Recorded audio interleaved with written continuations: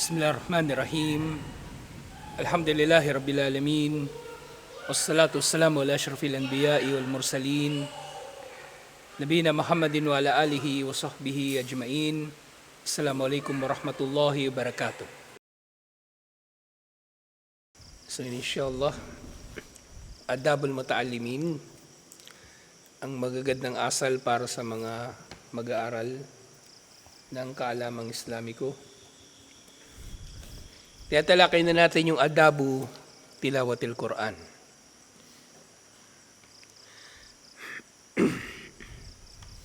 So tiyatalakay na natin unang apat na tinukoy dito sa magandang asal sa pagbasa ng Quran. Una, yung istiada. Pangalawa, yung bismillah, yung basmala sa umpisa ng sura, kapag nagre-recite ka ng umpisa ng sura. Pero wala sa umpisa na, sa gitna, walang problema, walang bismillah. Pangatlo, tahara. Ito man na inire-recite mo mula sa mushaf, na magiging wajib kapag sa mushaf ka nagbabasa ng Quran. Kung sa pangmemorya, depende. Kung junub, kailangan maligo muna. Okay? Kahit sa pangmemorya mo lang binabasa. Tapos kung sa ibang bagay, halimbawa binabasa sa cellphone, sa magiging pareho ang hukom nito dun sa sa bagay na hindi naman mushaf. Hindi naman siya mushaf. Pero syempre, kung nagbabasa ka ng Quran sa cellphone, mas mainam naman na may tahara din. Ganun. At huwag ka rin magbabasa na ikaw ay junub. So maligo ka pa rin inshallah. Pang-apat, ang magbasa ng Quran na mayroong khusyu, mayroong pagpapakumbaba. At ngayon panlima inshallah, wa mimma yu'inuhu ala tadabburi tardidu ba'dal ayati wa tawaqqufu indaha wa ta'ammulu ma'aniha kama fa'ala dhalika Rasulullah sallallahu alaihi wasallam hina qama yuraddidu ayatan wahida. So kabilang sa makakatulong daw sa tao sa pagmumuni-muni sa mga kahulugan ng mga aya sa Quran ay ang pag-uulit ng pagbasa sa mga aya na gusto niyang pagmuni-munihan at ang pagtigil dito. Binabasa mo, pwede mong ulit-ulitin pagbasa, okay, titigil ka sa pagbasa para mag-isip. Okay. Pwede ka na rin magkape habang nagbabasa ng Quran actually. Hindi naman hindi bawal. Nagbabasa ka ng Quran, umiinom ka ng kape, walang pagbabawal na pagsasabayin mo yung pagkain at yung pagbasa ng Quran, walang problema. Huwag ka lang kumain ng mani habang nagbabasa ng Quran. Kasi ubuhin ka nun eh. Sasabit sa lalabo na may mabalat-balat ng adobong mani. Yung kung kumakain ka, umiinom, walang problema. Inshallah. So, pwede mong ulit-ulitin yung mga aya na gusto mong pagmuni-munihan at tumigil ka. Kung di ka familiar sa Arabic, di tingnan mo yung translation, wala ring problema. Ta'ammul din yun. Ta'ammul, tadabbur, tawassum, tafakkur. Yung apat na salita na yun nababanggit dito. Pero isa lang halos yung kahulugan ng mga yun. Isa lang ang kahulugan. So ganito raw ang ginawa ni Propeta Muhammad sallallahu alaihi wasallam nang inulit-ulit niyang basahin yung aya. Kasi nabanggit ko kagabi yung ginawa ni Aisha radhiyallahu anha. So ito yung batayan din nun. Ginawa rin dito ni Propeta Muhammad sallallahu alaihi wasallam mismo. Ginawa rin ito ni Propeta Muhammad sallallahu alaihi wasallam. At yung inulit-ulit niyang aya, in tu'adhibhum fa innahum ibaduk Wa in tagfir lahum fa innaka antal azizul hakim. Hatta asbah. So inulit-ulit niya itong aya na ito hanggang sa dumating yung umaga. So ito ay maaring sala niya sa tahajjud, qiyamul layl, hanggang sa inabutan na siya ng oras ng Fajr. Iniulat ito ni Imam An-Nasai. Yung aya, nasa Suratul Ma'idah ito yung tugon ni Isa alayhis salam kay Allah nung tinanong siya ni Allah kung inutusan ba niya yung mga tao na sambahin siya at ang kanyang ina. So ito yung isa sa mga sinabi niya, kung parurusahan mo sila, tunay na sila iyong mga alipin, at kung patatawarin mo naman sila, tunay na ikaw ang makapangyarihan at ang makatarungan, ang maalam. Kumbaga, yung hakim, sa pwede itong maunawaan bilang, kumbaga, marunong o yun nga, makatarungan. Yung hakim. So dito, actually special itong aya na ito kasi alam natin na impyerno ang kahihinatnan ng kuffar, ng musyrikin. Pero si Isa alayhis salam, kumbaga, ito ay expression lamang ng kanyang pagkilala sa kadakilaan ni Allah. Ito expression lang ng pagkilala ni Isa alayhis salam sa kadakilaan ni Allah. Hindi ito kumbaga, bakit siguro isipin nyo, isipin ng kambal, ba't itatanong pa yan ni Isa alayhis salam? Di ba yung kuffar sigurado naman na na parurusahan at hindi pa tatawarin ni Allah kasi ngayong aya. Kasi ito kumbaga, lang ito, expression lang ito ng lubusang pagkilala ni Isa alayhis salam sa kadakilaan ni Allah. Hindi ito kumbaga, hindi ito contradictory doon sa aya na inna Allah la yaghfiru ay yushraka bihi. Tunay na si Allah ay hindi magpapatawad sa kasalanan na siya ay pagtatambalan. Hindi ito contradictory doon. Kumbaga ito, walang tashri dito. Na patatawarin ni Allah kahit yung mga musyrikin, wala ritong tashri. Pero ito ay expression lang ni Allah na ito ay sinabi lang ni Allah bilang magiging expression ni Isa alayhis salam sa araw ng paghukom. Siyempre alam na ni Allah kung ano yung mangyayari pati sa araw ng paghukom. Alam niya rin niya na ito yung sasabihin ni Isa alayhis salam. Kaya ganito, hindi ito magiging contradictory doon sa dalawang aya doon sa inna Allah la yaghfiru yushraka bihi. Dalawa kasing aya na ganun. So hindi ito contradictory doon. Walang taliwasan. Walang taliwasan. Kasi halimbawa baka may mga kuffar kasi na lalo yung mga pastor na yung mahilig maghamon ng debate. Bawa matutuklasan nila yung aya na yan, tapos sasabihin nila sa inyo, bakit sa aya na yan sinasabi ganito? Yun ang sagot. Expression lang ito ng pagkilala ni Isa alayhis salam sa kadakilaan ni Allah. Walang tashri dito, walang pagsasabatas dito na pwedeng patawarin ni Allah yung mga nagsishirk. Wala. Kasi si Allah, maawain siya ay mapagpaumanhin, pero hindi siya sinungaling. Kapag sinabi ni Allah na parurusahan niya ang musyrikin, gagawin niya yun. Kapag sinabi niya papasukin niya sa paraiso ang mga mananampalataya na hindi nag-shirk kahit gaano pa kalaki kasalanan nila, gagawin niya rin yun. So ito yung kahulugan nito. So, siyempre, bakit ito inulit-ulit ni Propeta Muhammad sallallahu alaihi wasallam din na i-recite?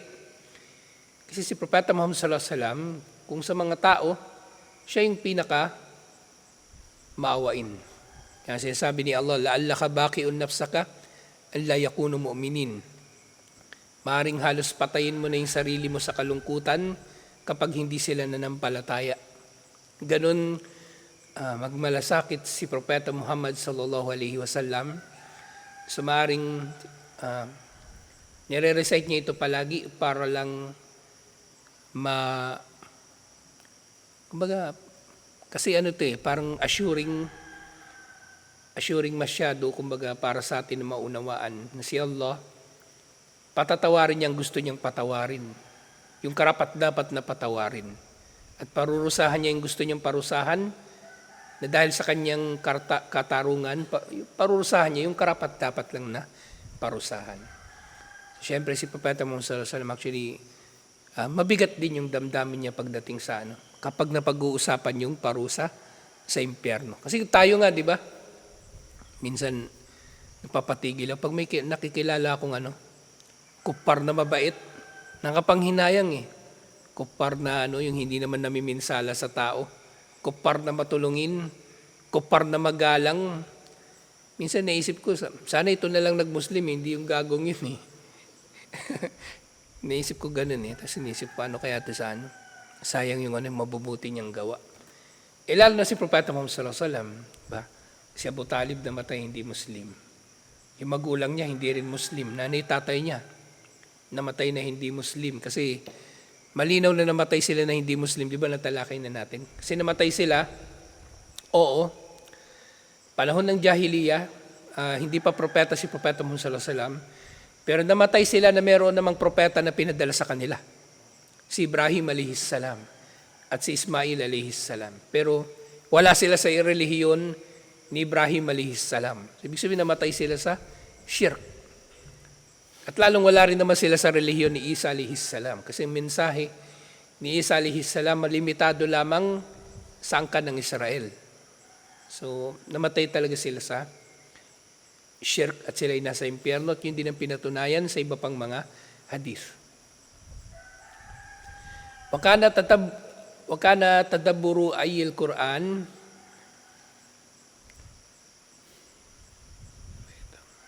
may kulang dito. Wakana tadabburu ayatul Quran wa hajji salaf rahimahumullah. So yung pagmumuni-muni sa mga aya ng Quran, ito ay ang gabay ng salaf, kahabagan nawa sila ni Allah. Kaya minsan may mapapansin kayong sa sala, yung mga nag-iimam, may mga imam, lalo na tarawih, o yung tahajjud sa Ramadan, may mga aya na nauulit-ulit nilang i-recite. At yun ay mainam din. Hindi naman palagi, pero meron mga special na aya, kumbaga na tatatak sa iyong puso at isip habang nire-recite mo. So minsan may ganun. Pagka tarawih, natitigilan talaga ako doon sa aya nung yung aya, yung tungkol sa mga Hudyo. Yung ata'murunan nasa bil birri wa tansawna anfusakum,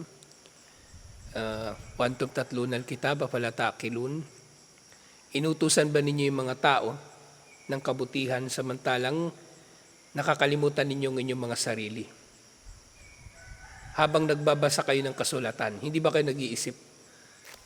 Natitigilan ako sa aya na yun kasi lahat tayo dapat nangangamba sa nifaq, sa pagkukunwari. At di lang nifaq, pati yung mga ugat nito, yung riya. So dapat takot na takot tayo dun palagi. So pagtarawi, kung papansin nyo na naulit-ulit ko yun na basahin. Tsaka isa pang aya, yung katulad din ito ng kahulugan, syempre. Ya ayyuhalladhina amanu lima taquluna ma la taf'alun.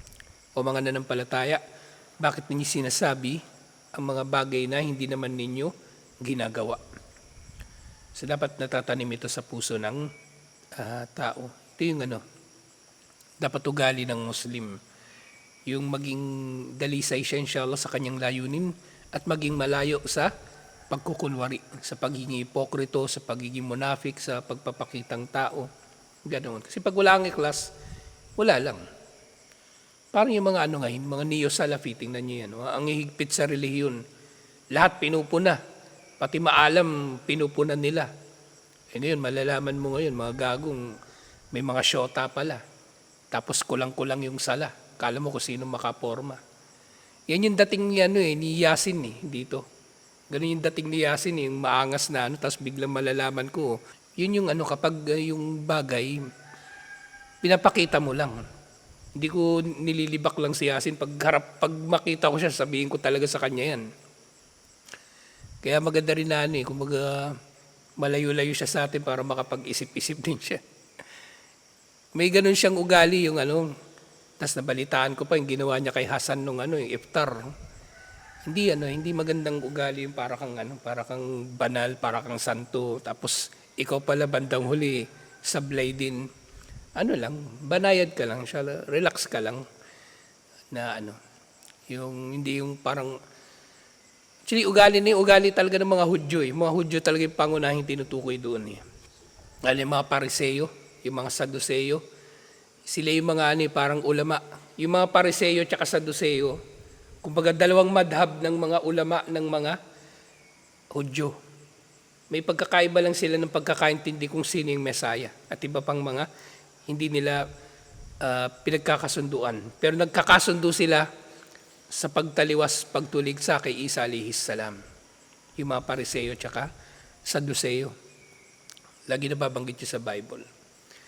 So yung tao, kapag nagbabasa siya ng Quran, so pwede niyang gawin ito. So pag muminiminihan niya yung aya, sa pamagitan ng pag-ulit dito sa pagbasa, o pagtigil sa pagbasa para pag-isipan kung ano ang kahulugan nito. Siyempre, paano ito mailalapat sa kanyang pamumuhay? Kasi yung mga aral, merong mga aral kasi actionable kumbaga, o applicable sa ating mga buhay. So pwede mong may apply kung pagmumuni-munihan. Pero siyempre, merong ibinigay na babala yung mga scholar tungkol dun sa, merong mga tao kasi yung Quran parang ginawa nilang horoscope. Magbubuklat sila ng Quran, tapos kung yung mabasa nilang aya, ito yung aral para sa araw na to. Kumbaga isang aya lang babasahin niya, tapos inaasahan na niya na gano'n yung mangyayari sa kanya sa araw na yon. Gagawin niya kung ano yung marapat ayon sa gabay nung aya na yon. Hindi gano'n binasa yung Quran. Okay yung magtadabbur pero hindi sa ganong antas. Hindi sa ganong antas. Ano yung si Yasin, ewan ko ba? Pero ito ganon din eh. Iba rin yung tama nito eh. Pagkabangga-banggain niya, ba't si ganito sinabi, may ganon si Yasin eh. Dito ako hindi nakatulog. Ramadan pa naman yun, may nilalagnat pa ako. Yung maliraw yung sinabi ko, sabi niya, haba ng PM niyo, hindi ko na binasa, sinabi ko na lang, okay. Sa'yo pwedeng magtadabbur sa ganitong paraan. Fahad at-Tabi'i, Zurara bin Awfa. So meron daw tabi'in, si Zurara bin Awfa. Salla bin Nasi, Salat al-Fajr. Nag-imam daw si Zurara bin Awfa sa mga tao ng Salat al-Fajr. Faqara'a Suratul Muddathir. At binasa niya yung Suratul Muddathir. At yung Suratul Muddathir nga, kabilang ito doon sa mga naunang mga sura na ipinahayag ng kumpleto. At maaaring ito pang yung kauna-unahan na kumpleto. Yung Ya Ayyuhal Muddathir, Kum Fa'andir. Falamma balaga qawluhu ta'ala, nang umabot na siya doon sa sinabi ni Allah, Fa'ida nukira fin nakur, fadhalika yawma idin, yawmun asir. So, bukod sa sur na tawag dun sa trumpeta, naiihipan ni Israfil alayhis salam, so tinatawag din itong nakur.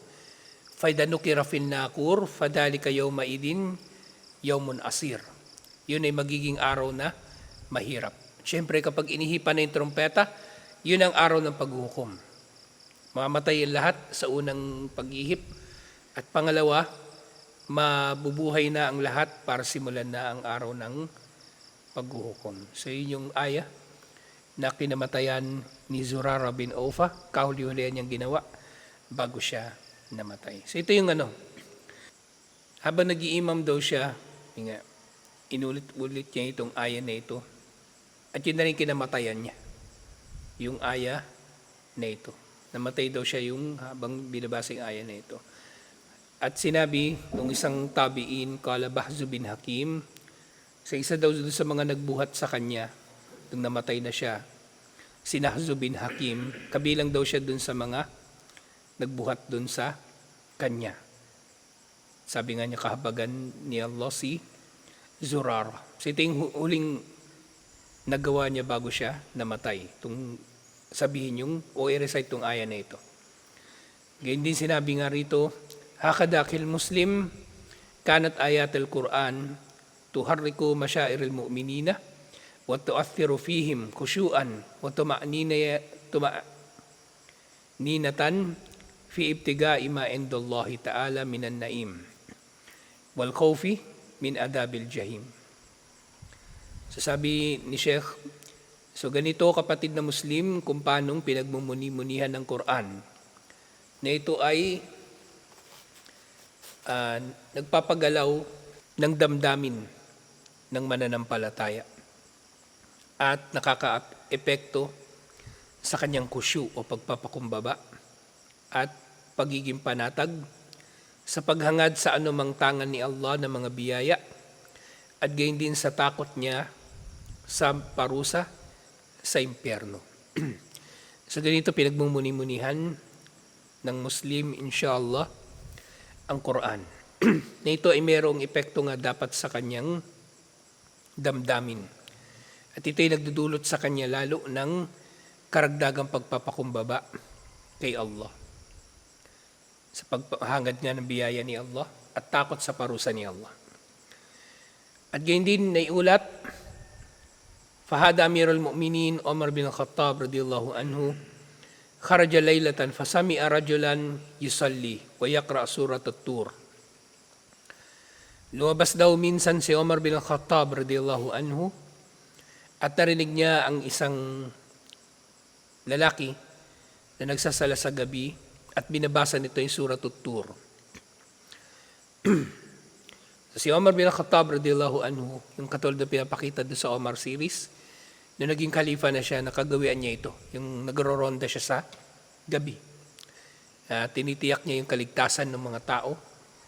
Siyempre, may mga bagay din siya na natutuklasan. Actually, maraming kwento yun eh.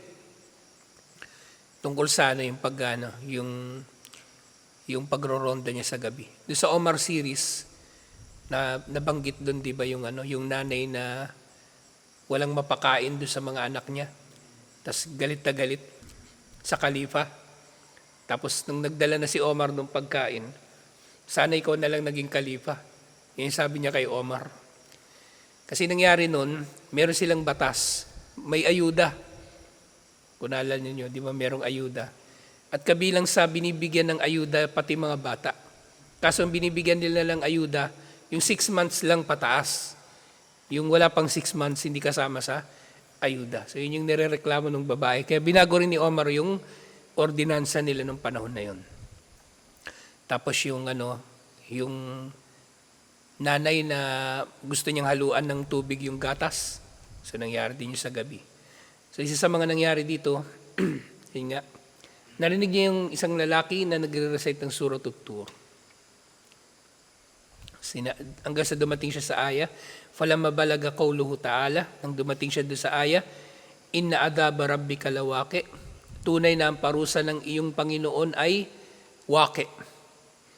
Waqi, ibig sabihin mangyayari. Totoong mangyayari. Hindi mapipigilan. Khara Omar magshiyan alayhi wa sakata min dabatihi.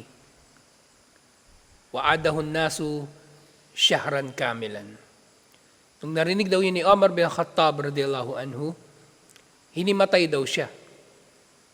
Habang nakasakay siya dun sa kanyang sinasakyan. Hindi na binanggit ko ni sinasakyan niya, pwedeng camel, pwedeng donkey, pwedeng kabayo.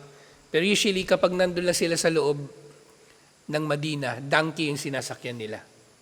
Donkey. So hinimatay si Umar bin Khattab radiyallahu anhu at isang buwan daw siya na nagkasakit at inalagaan siya ng mga tao dahil doon sa pagkahulog niya na yun. Hinimatay siya at nahulog doon sa kanyang donkey. Again din si Ibn Mas'ud, yuraddidu qawluhu, inulit-ulit ni Ibn Mas'ud radiyallahu anhu yung sinabi ni Allah, Rabbi zidni ilma, Panginoon ko, dagdagan mo ko ng kaalaman. Wa kana Sa'id bin Jubair, yuraddidu qawluhu, at si Sa'id bin Jubair, Inulit-ulit niya yung sinabi ni Allah, "Wattaqu yawman turja'una fihi ilallah."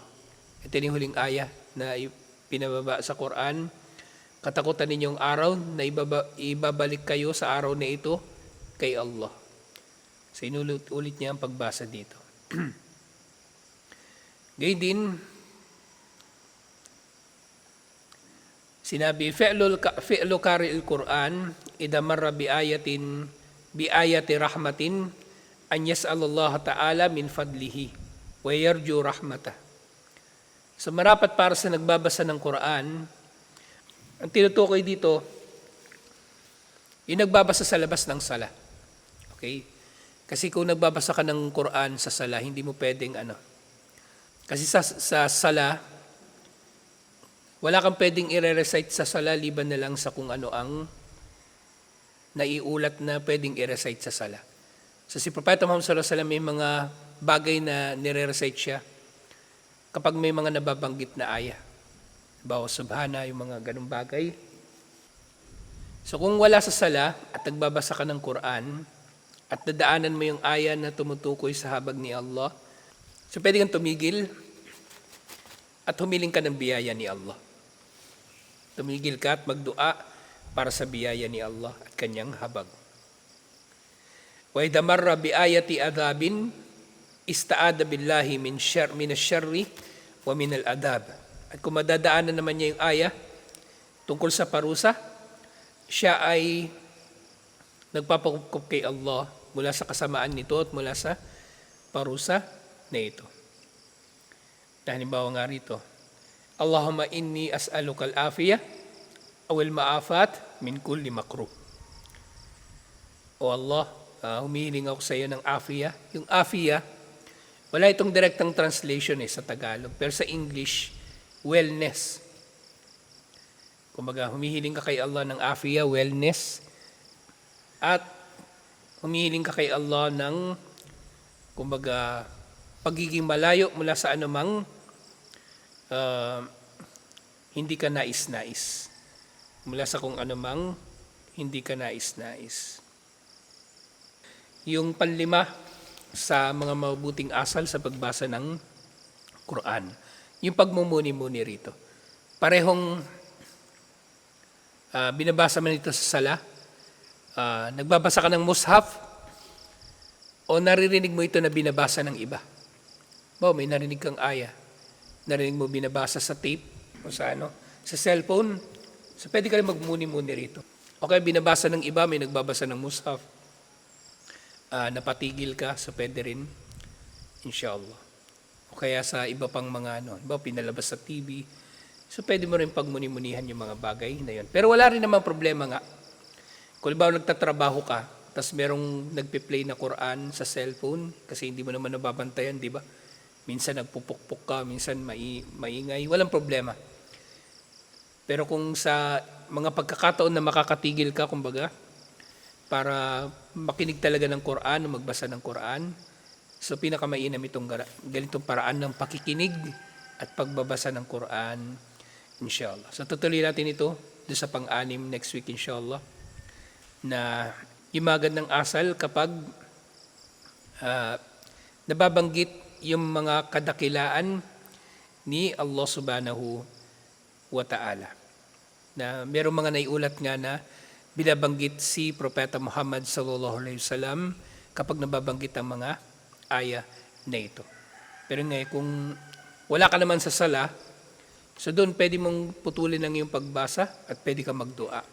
Kung nabanggit yung parusa sa impyerno, magdua ka laban sa parusa sa impyerno. At kung nabanggit yung paraiso, hilingin mo ang paraiso at iba mga katulad nito, inshallah. So dito na lang. Assalamualaikum warahmatullahi wabarakatuh.